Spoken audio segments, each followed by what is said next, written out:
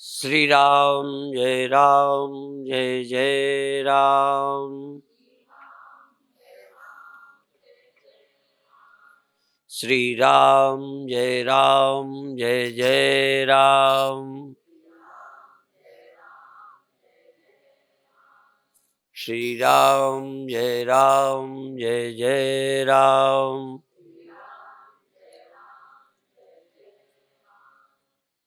अभी अभी सलोआ जी से सुना, आखिरी बात शायद वो ये कह रही थी कि अभी मैं थोड़े सप्ताह से यहाँ हूँ और यहाँ रह कर के हम सबके व्यवहार से उसने सीखा है कि अतिथि का सत्कार कैसे करना। अर्थात आप लोगों ने जिस ढंग से उनके साथ अच्छा व्यवहार किया है, इससे वो बहुत प्रभावित हैं और वो इसको सीख रही हैं। शायद वो सोचेंगे कि हम अपने देश में भी किसी बाहर के आगंतुक को कैसे प्रेम करना, सम्मान करना, सेवा करना। और मैं भी तुम्हें ये कहूँगा कि बहुत बड़ी देन है भारत की कि हम दूसरे अतिथियों का कैसे सत्कार करते रहे हैं।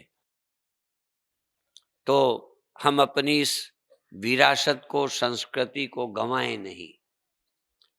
यहाँ भूखे रहकर भी दूसरे को खिलाया गया है। स्वयं हम जमीन में सोकर टाट ओढ़कर अपने मेहमान को रजाई देते रहे हैं और हमारे यहाँ अच्छा भोजन उस दिन बनता है जिस दिन कोई मेहमान आता है। तो ये भारत ने जीवन में जिया है और आज भी वो है। और मैंने अन्य देशों में देखा कि होटल में जब हम बैठे किसी में, तो पत्नी ने अपना पेमेंट किया, पति ने अपना पेमेंट किया। पति ने पत्नी का भी भोजन का पैसा नहीं दिया, ऐसा भी देखा है। तो हमारे यहाँ ये एक बड़ी अच्छी संस्कृति है जिसका शायद उसने संकेत किया कि यहाँ आकर मैंने सीखा। शायद हमारी वो संकेत था, पर चूंकि हमारे साथ रही इसलिए यही, और आपके घरों गई है, सब जगह कैसा व्यवहार करते हो, तो ये एक गौरव की बात है। और भारत विश्व बंधुत्व का भी भाव रखता है, वसुधैव कुटुंबकम। कभी कभी ऐसे भी लोग हैं जो गड़बड़ भी होते हैं। एक बार विदेशी महिला आई तो हवाई अड्डे पर हमने उसको कहा कि तुम भारत में सावधान रहना, तुम बहुत अच्छा समझती हो, हमारा देश सचमुच बहुत अच्छा है, पर कुछ गड़बड़ लोग हैं, धोखा नहीं खाना। कहने लगे तो कुछ गड़बड़ तो कहीं जाएंगे वो मिलेंगे ही, तो वो तो होते ही होते हैं। कभी कभी सम्मेलनों में जूते चले जाते हैं, कभी तो साधुओं का सामान ही कोई उठा ले जाता है। और चित्रकूट तो प्रसिद्ध ही रहा है, जहाँ आजकल त्यागी जी हैं, नाथ हमार यही सेवकाई, भूषण बसन न लें चुराई। हम और तो करेंगे नहीं, आपका सामान न चुरावें, ये हमारी सेवकाई समझ लेना। नहीं तो उसका भी नंबर आ सकता है। तो अलग अलग जगह ऐसी ऐसी स्थितियां रहीं। ये देश गरीबी से भी गुजरा है, आज संपन्नता की ओर बढ़ा है। पर एक बात मैं कहूँ, गरीबी में भी जिसने अपना धर्म नहीं छोड़ा, अमीर होकर धर्म छोड़ रहा है। अनपढ़ा होकर के, अशिक्षित रहकर जिसने धर्म नहीं छोड़ा, वो शिक्षित होकर धर्म छोड़ रहा है। जो निर्बल था, गुलाम था, तब जिसने चोटी जनेऊ नहीं छोड़े, अब स्वतंत्रता में छोड़ रहे हैं। इसलिए मैं ये नहीं कह सकता कि आप विकास की ओर जा रहे हैं, विकास के साथ विनाश की ओर भी जा रहे हैं। इसलिए विनाश से बचिए। यहाँ इस बार वैलरी नहीं आई है, लेकिन वह नागपुर के विश्वात्मानंद जी के सम्मेलन में बोली कि मैं भारत से बहुत श्रद्धा रखती हूँ, मैं भारत से बहुत प्रभावित हूँ, पर भारत की मुझे अब चिंता है, क्योंकि यहाँ की नई पीढ़ी, यहाँ के नौजवान अमेरिका की ओर भाग रहे हैं, जबकि अमेरिका भारत की ओर देख रहा है। इसलिए ध्यान रहे, जहाँ के युवक, चूंकि युवकों के कंधे पर ही देश का बोझ होता है, समाज की जिम्मेदारी होती है। मेरे एक गुरु भाई अनंत प्रकाश जी गुदड़ी वाले थे, अब शरीर नहीं है। पतले थे, लंबे थे, लेकिन उनकी रीढ़ टेढ़ी नहीं, ऐसे बैठे रहते और भ्रामरी करते रहते थे।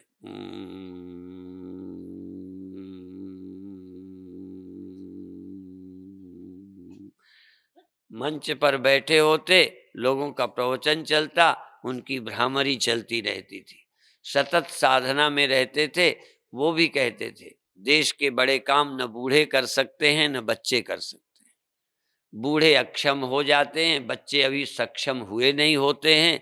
इसलिए कोई भी जिम्मेदारी चाहे देश की हो चाहे परिवार की हो, युवकों पर होती है। इसलिए युवक जिस देश के अनुशासित रहेंगे, वो देश समृद्ध होगा, सुखी होगा, शांत होगा और विश्व का गुरु बन सकता है। पहले भी ये देश विश्व गुरु रहा है किसी कारणों से। वो आप जानते हो, इस देश का अध्यात्म, इस देश का जीवन आचरण एक रहा। मनस्येकम वचस्येकम कर्मण्येकम महात्मनाम। इस देश के लोगों की मन, वाणी और कर्म एक रहे हैं। और इसीलिए ये कहा है कि ये इस देश के लोग केवल वाणी से उपदेश नहीं करते थे, स्वय स्वय चरित्र शिक्षेरन पृथिव्याम सर्वमानवा। राम ने जबान से त्याग की बात नहीं कही, राज्य त्याग करके दिखाया। वाणी से कहना अलग है, समय पर कसौटी का में खरे उतरना बड़ा कठिन है। धीरज, धर्म, मित्र अरु नारी, आपत्काल परखिए चारी। आपके धैर्य की, धर्म की, चरित्र की परीक्षा समय पर होती है। इसलिए जब समय आता है, आजकल आप देखते हो लोकसभाओं में, विधानसभाओं में, देश में, आजकल टीवी वाले या चैनल वाले सब हमको नंगा कर रहे हैं। तो वो नंगा करना इसलिए नहीं है कोई चीज छिपी है, उसको खुला किया। तो ये हम जानते हैं, ये देश बहुत अच्छा है। जब लाल बहादुर शास्त्री थे, उन्होंने आह्वान किया था, तो इस देश के लोगों ने एक वक्त का 7 दिन में भोजन छोड़ा था। एक वह भी थे जिनके आह्वान पर हमने 7 दिन में एक वक्त का अन्न देश के लिए छोड़ा था। और दधीची ने, ये तो बहुत पुरानी बात है, कि राष्ट्र समाज के लिए अपनी हड्डियां दी थी। शिवी ने अपना मांस काट काट करके कबूतर के बराबर तौल कर देने को तैयार हुए थे। भगवान परीक्षा ले रहे थे, कबूतर का वजन बढ़ता गया, वो मांस काट काट कर रखते गए। क्षुधार्थ रंति देव ने दिया करस्त थाल भी, भूखे स्वयं आए हुए अतिथि को दे दिया। आप 3 दिन से भूखे थे, लेकिन दूसरे को दे दिया। नेवले की ये कथा प्रसिद्ध है कि एक नेवला घूमता घूमता गया, तो वहां पर भी घूमते हुए गया जहां क्षुधार्थ रंति देव ने भूखे रहने पर दूसरे को भोजन दिया था। उसके कुछ कण गिरे थे, नेवला वहां गया तो सोने का हो गया, कुछ हिस्सा बच गया। तो बड़े बड़े यज्ञ हुए, उन बड़े बड़े यज्ञों में भी नेवला गया कि मैं सोना का बन जाऊं। ये कबरा कबरा, आधा अच्छा आधा बुरा, अच्छा नहीं लगता। बहुत जगह गया, पर किसी यज्ञ में शेष भाग उसका सोने का नहीं हुआ। अर्थात कई बार बड़े बड़े यज्ञ उतना पुण्य नहीं देते जितना एक संकट के समय किया गया छोटा सा पुण्य। और ये जो कपड़ा क्या है, कितने कितने कपड़े दिए जाते हैं, पर जिस परिस्थिति में द्रौपदी ने दिया था, अपना चीर फाड़ दिया था, बस वही बात होती है। किस समय आदमी क्या करता है। आप बोते हैं, कई बार आपका बोया हुआ खेत से वापस नहीं आता, इसलिए बीज भी समय पर अच्छी भूमि पर बोया हुआ उपजता है। तो जब हम पुण्य करते हैं वो कौन सी परिस्थिति थी? पत्नियां अपने पति के लिए जान देती रहती हैं, लेकिन दशरथ के लिए कैकेयी ने अपनी उंगली लगा दी थी रथ में, उसके कारण वह वचन दिया था दशरथ ने। और दशरथ ने असल में आज्ञा नहीं दी, दशरथ नहीं चाहते थे।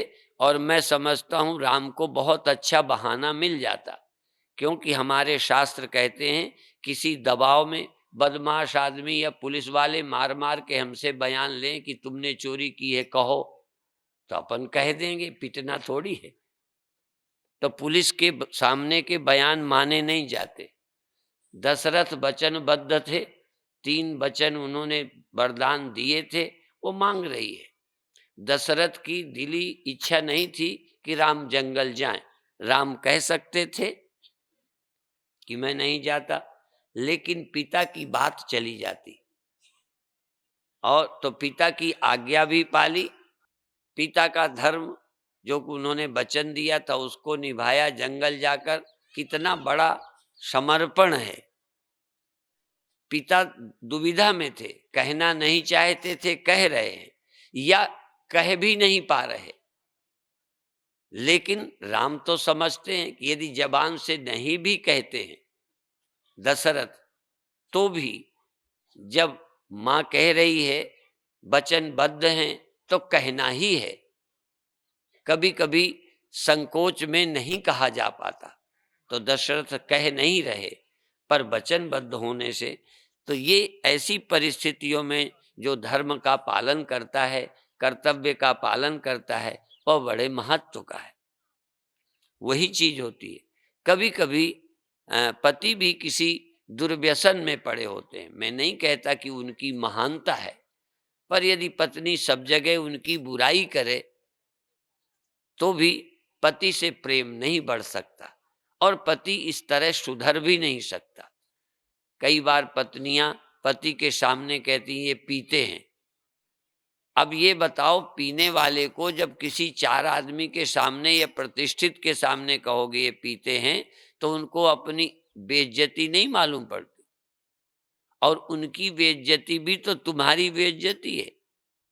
तो जब हमारे अंदर ये प्रेम हो तो पति को समझाया जाए तो शायद मान जाए। वैसे सब तो नहीं मानते, रावण नहीं माना, मंदोदरी ने समझाया। मंदोदरी जैसी समझाने वाली स्त्री शायद ही मिले, लेकिन नहीं समझ आया। तो जब कोई बहुत प्यार से समझाने पर भी नहीं समझे, तो समझ लेना रावण है, अब क्या करेंगे। मंदोदरी ने भी निभाया, और फिर जो कुछ होना है वो होता ही है। कई बार जेल जाएंगे तो दुख तुम्हें होगा। अब मारा गया रावण, तो दुख तो मंदोदरी को भी होगा।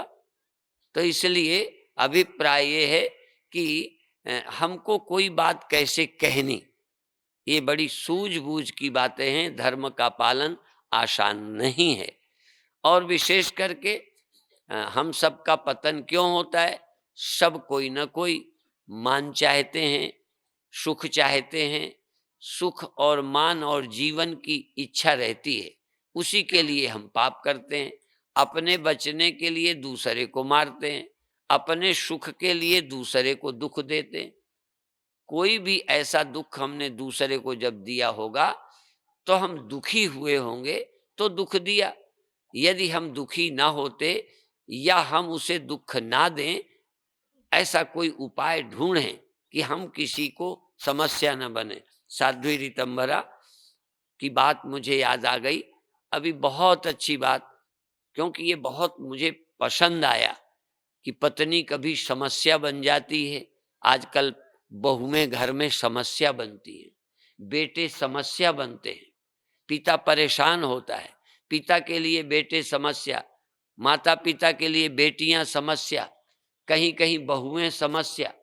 समस्या न बनो, वो कहती हैं समाधान बनो। बहू को परिवार का की समस्या नहीं बनना चाहिए, समाधान बनना चाहिए। इसीलिए रामायण काल में ये राम के समय पर जब शादी होती तो माँ समझा के भेजती थी सास ससुर गुरु सेवा करहु। वहां जाना, सास की ससुर की सेवा करना। अब जो पति की तो करोगी ही, थोड़े दिन बाद में चाहे न करो, पति की तो करोगी, लेकिन माँ समझाती है सास ससुर गुरु सेवा करहु। और पति रुख लखी, पति का रुख भी देखना। ये क्या चाहते हैं? रुख देखना। कई लोग रुख नहीं देखते, कहते हैं आप कह दो हम मर जाएंगे। हमने कहा मरो नहीं, रुख देख के चलो। कई हमको भी कहते हैं आप कहो तो हम अपनी प्राण दे सकते हैं। मैंने कहा हमारी रुचि का पालन नहीं कर सकते, प्राण दे सकते हो। ऐसे ही कई पत्नियां पति के लिए प्राण दे सकती हैं, पर पति रुख देख कर चल नहीं सकती। पति रुख लखी आयसु अनुसरहु। ये धरती तभी स्वर्ग बनेगी। मैं नहीं कहता पत्नी का अधिकार कम है, हम पुरुष और प्रकृति दो से बने हैं। ये सारी सृष्टि पुरुष और प्रकृति से बनी है। सृष्टि में दोनों की अपनी भूमिका है, पर कुछ न कुछ विलक्षणता है। प्रकृति परिवर्तनशील है, परमात्मा अपरिवर्तनशील अव्यय निर्विकार है। पति पत्नी दोनों से संसार बना है। यह अवश्य है कि यह पुरुष प्रधान देश है, पुरुष को प्रधानता दी है। पाश्चात्य देशों में स्त्री प्रधान, मातृ प्रधान, नारी प्रधान देश है। मैं जब वहां बोला परमात्मा पुरुष है तो कई स्त्रियां खड़ी हो गईं। गॉड और गॉडेस, गॉड माने ईश्वर, पुरुष परमात्मा, गॉडेस माने स्त्री, जैसे देवी देवता। तो हमारे यहाँ भी देवी देवता हैं, पर वो कहते हैं पुरुष परमात्मा फीमेल है, स्त्री है। हम लोग मानते हैं वो पुरुष और स्त्री दोनों ही है। खैर, तो विषय ये था कि प्रकृति नियंत्रित करके हम परमात्मा होते हैं, प्रकृति पर संयम करके। तो यही बात है स्त्री का धैर्य। ये भेद हमारा तुम्हारा किया नहीं है। नारी के को जो हृदय दिया है परमात्मा ने, प्रेम दिया है, समर्पण दिया है, वो परमात्मा ने दिया है।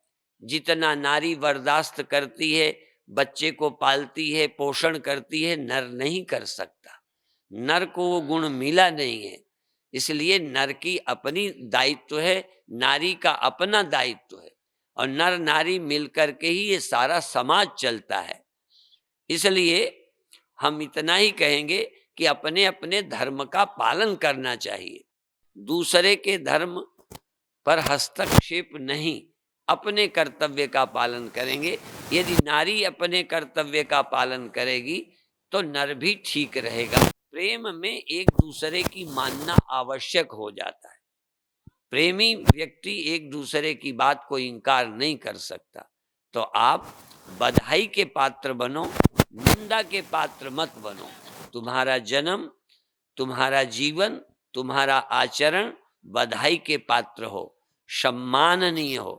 आज जब मैं आ रहा था, गीता का श्लोक याद आया, उसकी एक लाइन कि अकीर्ति जो है मरने से भी ज्यादा बुरी है। मरणादपि रिच्यते अपकीर्ति। और एक तरफ कहा है कीर्ति कंचन कामिनी के लिए लोग मर रहे हैं।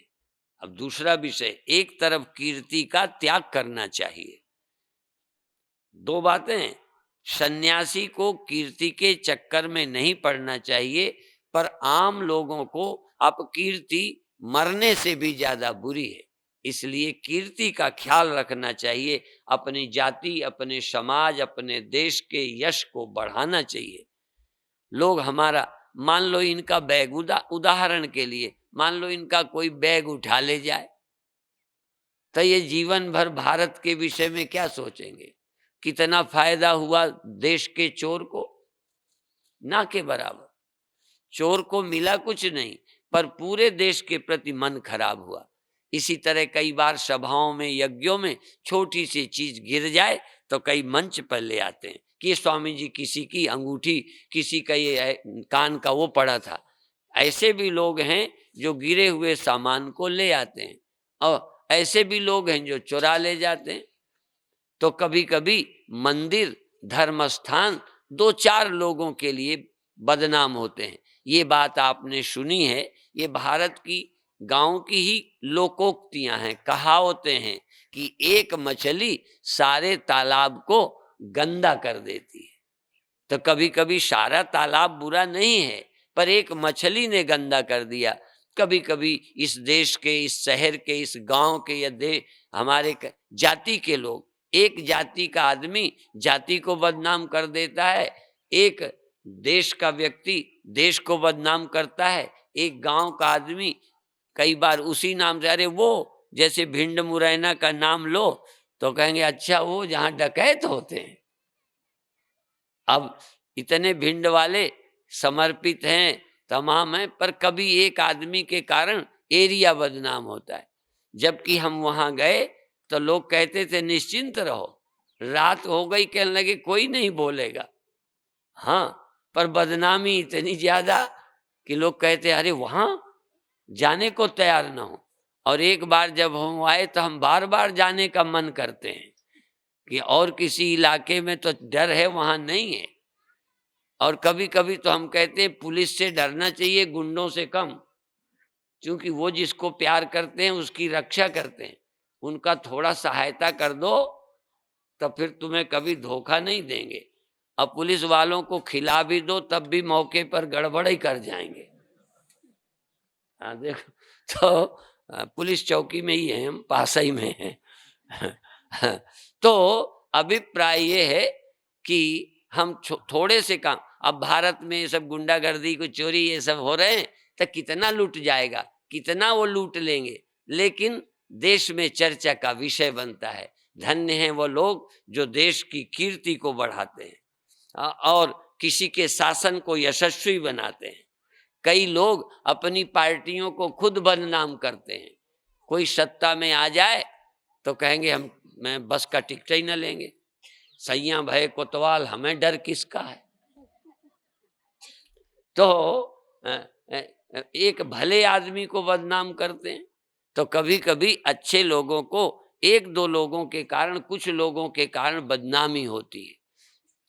देश बहुत अच्छा है, आज भी इस देश में अच्छे लोग बहुत हैं, बुरे बहुत कम हैं।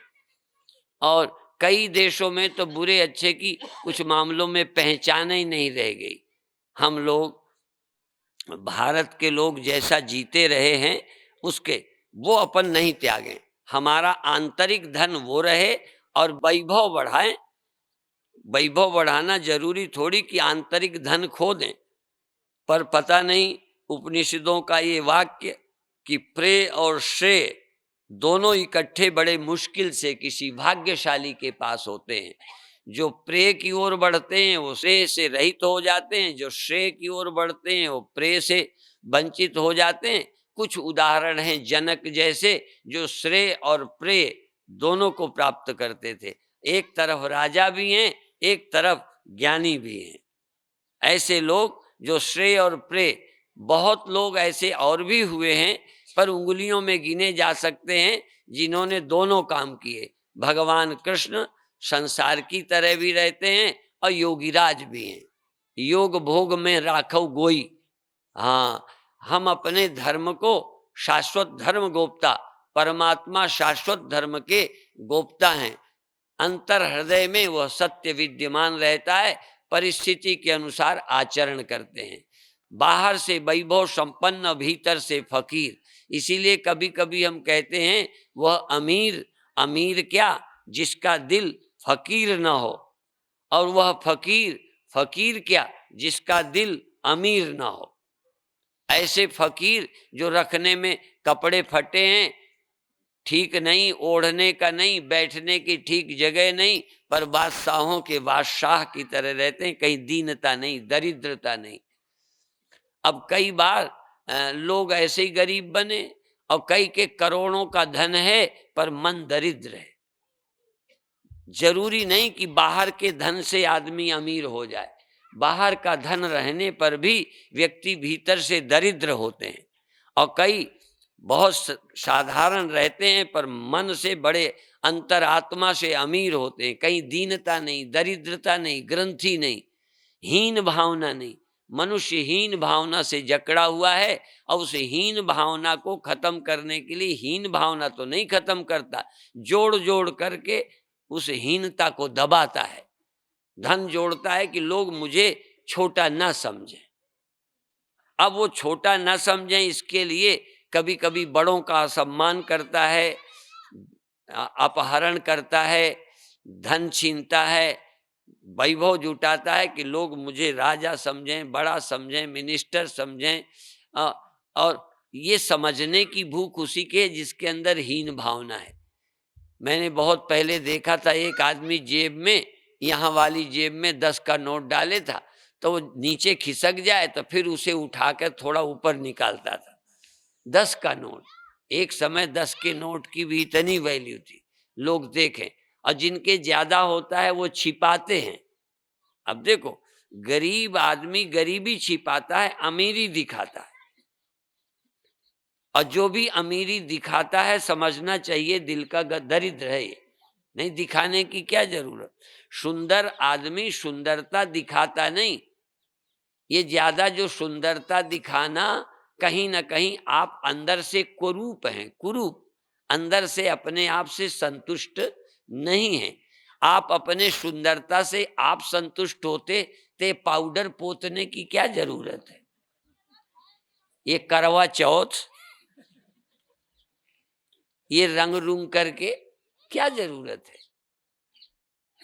तो मेरा विषय है कि सुंदरता अपने अंदर है। विवेक, वैराग्य, ऐश्वर्य ये हमारे अंदर रहते हैं, बुद्धि में रहते हैं। विवेक, विवेक कोई पुस्तकों पे नहीं रहता। वैराग्य कोई धन पे नहीं रहता, मेरे अंतर रहता है वैराग्य। ऐश्वर्य, ऐश्वर्य लोग चीजें देखकर समझते हैं बड़ा ऐश्वर्यवान है। ऐश्वर्यवान तो ऐश्वर्यवान, भगवान बुद्ध क्या दरिद्र हैं? भगवान महावीर क्या दरिद्र हैं? ये ऐश्वर्यवान नहीं है। कुछ ना हो तो भी, नंगे रहने पर भी ऐश्वर्यवान है। साधारण कपड़े पहनकर कोई दरिद्र हो जाता है? पहले संत महात्मा साधारण कपड़े पहनते, मांग के खा लेते तो कोई वो दरिद्र समझते थे। हमारे गुरुदेव पैसा नहीं छूते थे, ऐसे ही रहते थे। एक समय तो कपड़े भी कम पहनते थे, बुढ़ापे के कारण फिर कपड़े थोड़ा ज्यादा पहनने पड़े। लेकिन पहले लंगोटी में रहते थे, फिर एक कपड़े में रहते थे। कल परसों किसी ने हमको कहा, उनको याद आई होगी, हाँ, एक हमारे गुरु भाई हैं तिवारी जी आए, कहते हैं वो सन 62 में उरई में आप आए थे, तो एक लंगोटी, एक चादर, कुर्ता नहीं, और दामोदर वकील के अंदर एक पायेदार छत पड़ी है, कोई उसमें द्वार नहीं है, छत है और पाए पाए हैं। उसके नीचे हम सोए थे, गुरुदेव सोए थे और हम बगल में सोए थे। और उस दिन मछलियां मर गई पाले में, बर्फ से तालाब की मछलियां मर गई, जानवर मर गए, चिड़ियां मर गई, और उरई में तापने की व्यवस्था थी। और उसका अगला दिन हमारा सरसों में था, रास्ते से निकले जानवर मरे। उस दिन भी हमारे शरीर में एक कपड़ा था, पर हम कभी गुरुदेव के पास जब से गरीब नहीं अनुभव किया। त्याग, त्याग अलग है, गरीबी अलग है। और जिनके अंदर अंदर वैराग्य नहीं होता, त्याग नहीं होता, टाल लगे हुए भी दरिद्र रहते हैं। इसलिए धन से दरिद्रता नहीं जाती, दरिद्रता मेरे मन की कमी है। इसी यदि वो खत्म हो जाए तो हम दरिद्र नहीं हैं। इसलिए हम चाहते हैं कि हमारी दरिद्रता कोई धन से, पदों से चली जाएगी। हीन भावना, कितने बार पद में रह ले, मन हटने को नहीं करता। यदि पद से तृप्ति होती तो हट जाओ, पेट भर गया। हमारा पेट भर जाता है तो खाना बंद कर देते हैं। एक बार कहे मुझे मिनिस्टर नहीं बनना, मैंने बहुत बन लिया। मरते दिन तक यदि ये नेता मर भी जाए ना और कह दे इलेक्शन की टिकट बट रही है, तो एक बार खड़ा हो जाएगा वो। कल माताएं एक आध खड़ी हो रही थी, मैंने कहा अभी इलेक्शन नहीं है, बैठी रहो, बाद में खड़ी होना जब चुनाव आ जाए। हाँ, तो ये इलेक्शन के नाम पर, राजनीति के नाम पर मुर्दों को भी जान आ जाती है, मरे मराए भी लगता है जैसे हम कुछ हैं। हाँ, इसलिए आप अपने अंतर मन को निर्मल बनाओ। हाँ, हमारा देश त्यागियों का, चरित्रवानों का देश है, इसका पालन करो। और संतों ने इतना पर्याप्त सुनाया है, मेरी रुचि अध्यात्म की रहती है, थोड़ा अध्यात्म सुना दूं, पर बिन वैराग्य ज्ञान नहीं सरसे। बिना वैराग्य के ज्ञान शोभा नहीं देता, टिकता नहीं है। ये पात्र हो तो टिकता है, नहीं तो संसारी मन होगा तो ज्ञान टिकेगा क्या? दुख चिंता उसी तरह लिए रहोगे। इसीलिए हमारे गुरुओं ने, ग्रंथों ने यही कह दिया है कि बिना वैराग्य के ज्ञान नहीं ठहरता। या निर्मल मन जन सो मोहि पावा, मोहि कपट छल छिद्र न भावा। या विवेक वैराग्य सठ संपत्ति मुमुक्षुता, ये चार साधन हैं, वही ज्ञान का अधिकारी है। जो कष्ट सहने को तैयार नहीं, इसलिए तितिक्षा सठ संपत्ति, मन में दम नहीं, सम नहीं, तितिक्षा नहीं, श्रद्धा नहीं, उपरामता नहीं, संसार में मन चिपका तो ज्ञान क्या करेगा? यदि दिया भी जाए तो टिकेगा कहाँ? तो ये ज्ञान टिकने के लिए ज्ञान की पात्रता है विवेक वैराग्य सठ संपत्ति मुमुक्षुता। विवेक जड़ चेतन का विवेक, नाशी अविनाशी का विवेक, अनात्मा आत्मा का विवेक। ये न रहने वाली चीजें हैं, न रहेंगी, तुम जी जान लगा दो तो क्या होगा?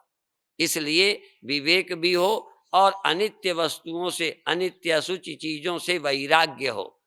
और थोड़ा वैराग्य कितना हो तब भी ठंडी होती है, गर्मी होती है, भूख प्यास होती है, ये तो रोग आदि हो जाते हैं। इसलिए थोड़ा तितिक्षा चाहिए।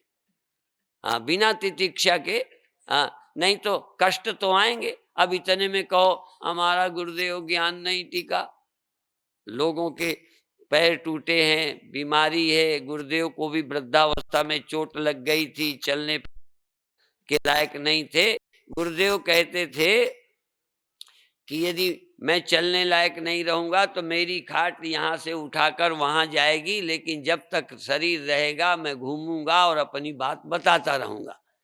नहीं तो बूढ़े हो, अब हम कैसे जाएंगे, सभा में कैसे जाएंगे?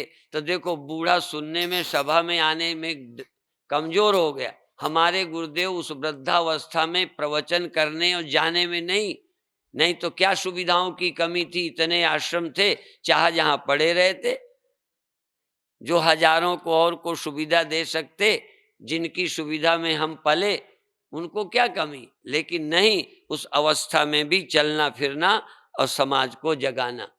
बल्कि गुरुदेव स्वयं एक बात बताया करते थे कि एक इनको वो पहलवान कहते थे, वो थोड़ा योगाभ्यासी थे वो। तो वो कहते थे कि ये संसार तो मुर्दा है, कब तक इसे खड़ा करते रहोगे? तुम छोड़ोगे गिर जाएगा, इसलिए सब बंद करो और बस अपने आत्मा राम रहो। तो गुरुदेव कहते थे कि जब तक हम खड़ा कर सकेंगे खड़ा करेंगे, हमारी ड्यूटी है। बाकी ये खड़ा रहे न रहे, पानी बरसता है, जहाँ जगह होती है वो टिक जाता है, फसल को पहुंचता है, बाकी बह जाता है। नाप के तो वर्षा होती नहीं, कोई हमारे हाथ की सिंचाई तो है नहीं कि उतना ही पानी डालेंगे, ऊपर से वर्षा हुई जहां आवश्यक है। इस तरह से आप जीवन को अच्छा बनाएं, अब विवेक से जिएं। कई बार घर के लोग विवेक से नहीं जीते, मूर्खता से जीते हैं, बोलने चालने का जैसा अभी सुन रहे थे ठीक नहीं है, तो घर का वातावरण आप ही बिगाड़ते हैं। कोई आदमी घर को नर्क बनाना नहीं चाहता, पर अज्ञान से नर्क बना लेता है। तो और बाकी फिर भी यदि कोई परिस्थिति आए तो जनक के यहाँ आई, दशरथ के यहाँ आई, संकट तो सबके घर आए। इतना लोग कहते हैं मुहूर्त देखकर शादी हुई, फिर भी वनवास हुआ, सीता का हरण हुआ, और इस तरह से राम को जंगल जाना पड़ा। सब इस तरह की परिस्थितियां, अब उनको खेल समझो, लीला समझो या अपना कर्तव्य समझो। इतना ही है, कहने का ढंग अलग है। तो जो परिस्थिति आती है तो ये मानना चाहिए कि मेरे कर्मों का हिसाब है, इसमें क्या दुख की बात है। जब किया है तो अपना भोगेंगे। बोया पेड़ बबूल का, आम कहाँ से खाए। यदि आम खाने को मिले तब भी समझो ये प्रारब्ध है, और कभी कीकर के कांटे लगे तब भी समझो हम ही ने बोया है, हमारा खोदा गड्ढा हमारा ही पांव आ गया। हाँ, गड्ढा कभी खोदा था, पैर कभी, बस फर्क इतना है, जिस दिन गड्ढा खोदा उसी दिन पैर उस पर नहीं जाता, कभी और समय जाता है। तो जब हम कर्म करते हैं उसी दिन बुरा फल नहीं मिलता, नहीं तो फिर आदमी दुनिया कब की सुधर जाती। जिस दिन बुरा करता है बल्कि अच्छा लगता है, बुरा काम करने वालों को अच्छा लगता है। एक मैंने कहानी सुनी थी, एक आदमी अपराधी वृत्ति का था, पाप बहुत करता था।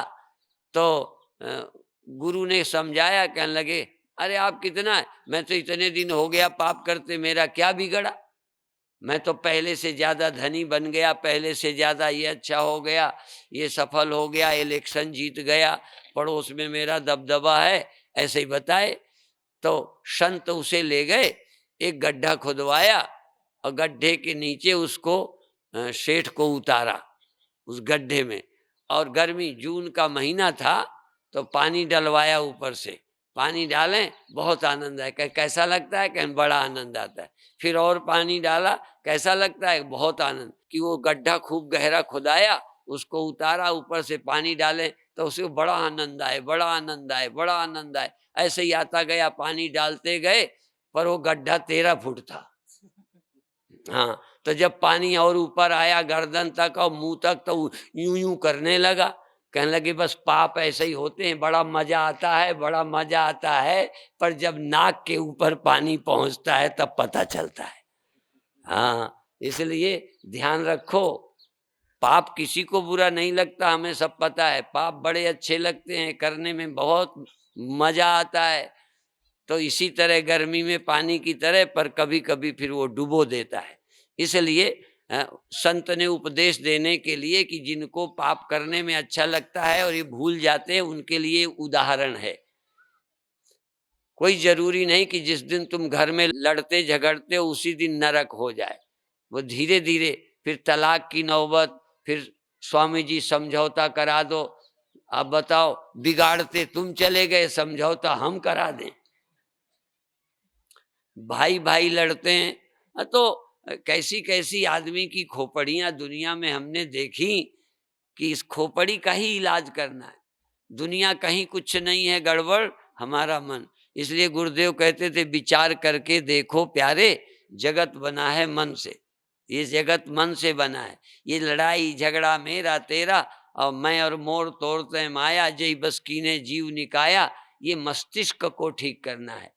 और ज्ञान कुछ नहीं करता, ज्ञान सिर्फ तुम्हारी बुद्धि को ही ठीक करता है। सच बात है, ज्ञान न तुम्हें रोटी देने आएगा, पर बुद्धि ठीक हो जाए तो रोटी आप ही आपको मिल जाएगी। हाँ, घर आप ही स्वर्ग बन जाएगा, फिर स्वर्ग तुम्हें जाना नहीं पड़ेगा। सारा दारोमदार इस बुद्धि का है। भगवान करें सद्बुद्धि मिले, इसीलिए गायत्री मंत्र में प्रार्थना करते हैं, ओम भूर्भुवः स्वः तत्सवितुर्वरेण्यं भर्गो देवस्य धीमहि धियो यो नः प्रचोदयात्। हे परमात्मा, दिव्य स्वरूप, हमारी बुद्धि को प्रेरित करो, अच्छी दिशा में लगाओ। बुद्धि बुद्धि को कई बार बच्चों को भी माताएं सिखा देती हैं, स्वामी जी को प्रणाम करो और इन गुरुदेव से मांगो कि हमें अच्छी बुद्धि मिले। अच्छी बुद्धि, अच्छी बुद्धि न मिले, सब कुछ मिल जाए तो नर्क। हाँ, सब कुछ मिल जाए, अच्छी बुद्धि न मिले तो नर्क, और कुछ ना मिले, अच्छी बुद्धि मिल जाए तो स्वर्ग। पहले पहले जब हम पढ़ते थे तब ये प्रतियोगिता होती थी, धनी धन श्रेष्ठ है कि विद्या श्रेष्ठ है, ऐसे प्रतियोगिताएं होती। एक धन को श्रेष्ठ सिद्ध करता, यस्यास्तु वित्तम सनरः कुलीनः स पंडिता सा श्रुतवान गुणज्ञा स एव वक्ता सच दर्शनीया सर्वे गुणा कांचन माश्रयन्ते। तुरंत धनियों की बड़ी मान्यता है तो वो अपना सिद्ध करते। तो फिर दूसरा विद्वान कहता स्वदेशे पूज्यते राजा विद्वान सर्वत्र पूज्यते। हाँ, अब हम विदेश विदेश में जाते हैं, विदेशी लोग हैं, हम किस लायक हैं? अब देखो दूसरी बात, हम किस लायक? और जिसको विद्या कहते हैं वो वाली विद्या भी नहीं। कई लोग पढ़ाई को ही विद्या समझते हैं, स्कूल में ये कहना ठीक भी है, पर वह विद्या नहीं है, वो साक्षरता है, शिक्षा है, आवश्यक है, पढ़ाई है। लेकिन विद्या ददाति विनयम, विद्या विनम्रता देती है। विद्या या विमुक्त है, विद्या या विमुक्त है, विद्या है जो मुक्ति देती है, निरहंकार बनाती है, अहंकार खोती है, इतनी समझ दे देती है विद्या। विद्या माने सच्चा ज्ञान कि क्या तेरे साथ जाना है, तू काहे या करता है। बड़े बड़े चले गए, पर जो मूर्ख होता है वो चीज पाके भूल जाता है। कई लोग ये भी कहते हैं कि भाई फला आदमी को अहंकार क्यों नहीं हुआ, भरत ही होए न राजमद विधि हरि हर पद पाए। भरत को क्यों नहीं है? उसके पास विद्या है, भरत के पास विद्या है।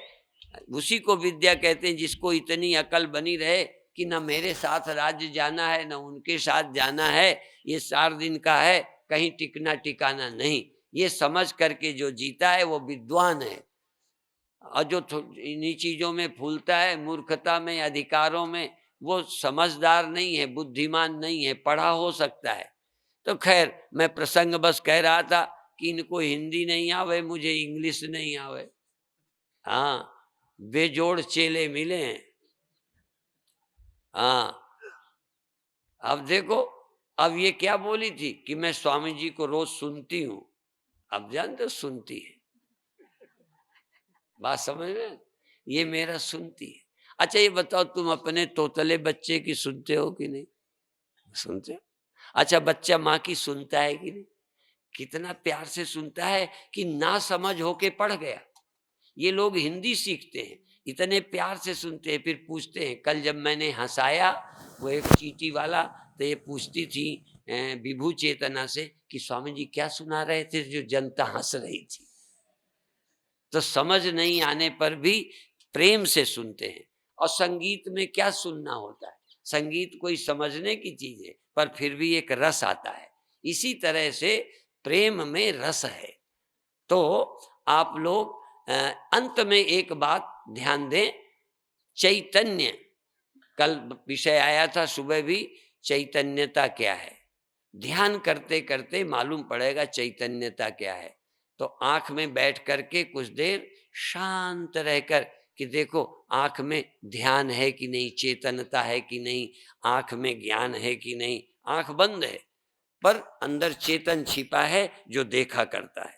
जैसे तुम यहां बैठे हो, समझते हो चेतन हो, लेकिन अभी कुछ समझ चेतन ऐसे हो जैसे आग को, आग में लोहे को डाल दे तो लोहा भी जलाता है। अब जलाना लोहे का धर्म नहीं है, लोहा नहीं जलाता, लोहे में आग प्रविष्ट है सो जलाती है। तो चेतन आंख में है तो आंख से दिखता है। चेतन हट जाए आंख अकेली देखेगी? अच्छा, आंख को निकाल के अलग धर दें फिर देखेगी? अच्छा, पत्थर की आंख आंख में लगा दें, अब देखो, या तुम्हें सुला दें आंख देखे?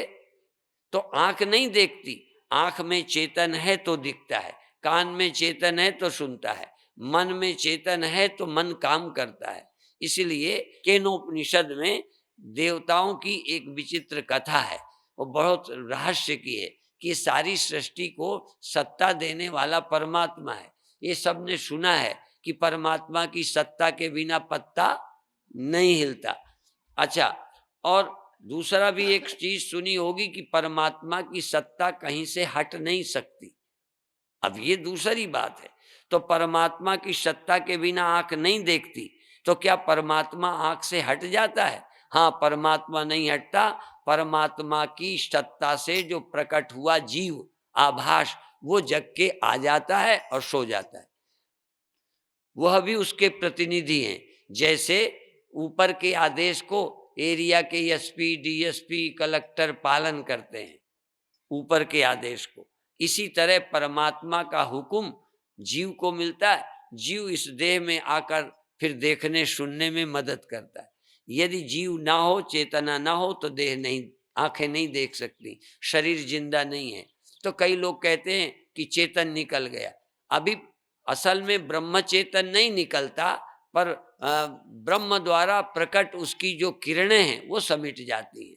इस तरह से जैसे अ, सेल बने रहने पर भी टार्च को बुझा देते हैं, तो इसी तरह से ये जो चेतना आती है देह में फैलती है, ये इंडिविजुअल है, सेपरेट है, अलग अलग है, हमारी पर्सनल है, तुम्हारी अलग है।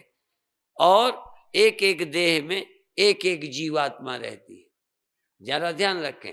पर सब जीवात्माएं जिससे सत्ता पाती हैं वो एक है। उसको जिस दिन समझ लेंगे हम मुक्त हो जाएंगे। यही मुक्ति का एक सच्चा उपाय है। आवश्यकता है कि हम उस चैतन्य सत्ता का अनुभव करें। 5 मिनट अभी आंख बंद करके ध्यान करिए और इसके बाद में उनके एक दो आसन देखिए। अच्छा, एक बार आसन चेंज कर लो जिससे शरीर का दर्द ठीक हो जाए, केवल 3 मिनट के लिए, 5 मिनट के लिए। और आंख बंद करो। आंख बंद करके जोर से आंख मीचो और फिर ढीली करो, खोलो नहीं। आंख मीचो और ढीली करो और ध्यान दो कि आंख में आप हो। आप, आपका ध्यान, आपकी चैतन्यता। जैसे घर में आप कभी किचन में होते हो, कभी बाथरूम में होते हो, कभी बेडरूम में होते हो, कभी गेस्ट रूम में होते हो, कभी दरवाजे पे होते हो। घर अलग है, तुम अलग। ऐसे ही शरीर एक घर है। तुम कभी आंख में हो, कभी कान में, कभी श्वास में। तुम अभी टहलते रहते हो और कभी सो जाते हो, और उस बिस्तरे का कभी तुमने ख्याल नहीं किया सोते कहाँ हो। जग करके आंख में आते हो, पता है। तो अभी आप आंख में रहो। आज तुम एक जगह खोजो, आंख में रहो और फिर दोनों भौं के बीच में थोड़ी देर को आके बैठ जाओ। शरीर बैठा तो पहले ही है। जब मैं बैठ जाओ कहता हूं तो भीतर की चेतना को कहता हूं कि तुम अपने शरीर के दोनों भौं के बीच में आज्ञा चक्र में बैठ जाओ। जहां तीसरी आंख है, थर्ड आई, वहां आके बैठ जाओ। जैसे घर के किसी जगह कोई कहे कि तुम वहां बैठो, तो वहां बैठ जाओ। घर आए और वो जगह तुम बदल सकते हो। तुम जरूर बदल लेते हो जगह। अभी दोनों भौं के बीच में बैठो और कहीं चले जाओगे, जा सकते हो। और स्वप्न में सो जाते हो, इसको भूल जाते हो, फिर गहरी नींद में जाते हो। जाने आने का काम, जगने सोने का काम तुम करते हो, शरीर नहीं करता। कमरा और कमरे, बाथरूम अपनी जगह रहते हैं। घर में रहने वाला ही कभी बाथरूम में जाता है, कभी रसोई घर में जाता है, कभी अपने आराम के कमरे में जाता है। जाने का काम घर में रहने वाला करता है। इसी तरह इस शरीर में कभी आंख पर रहो, कभी दोनों भौं के बीच पे रहो, कभी सिर पर चले जाओ। टॉप सेंटर, दशम द्वार, दशम द्वार सिर पर। और टॉप सेंटर में जाकर थोड़ी देर वहां आराम करो। ये गगन गुफा है, ये दशम द्वार है, ये टॉप सेंटर है। इसके बाद जंप करे तो शरीर छूट जाता है। मृत्यु के समय इसीलिए खोपड़ी फोड़ते थे, कपाल क्रिया करते थे कि यदि प्राण रुके हों तो निकल जाएं।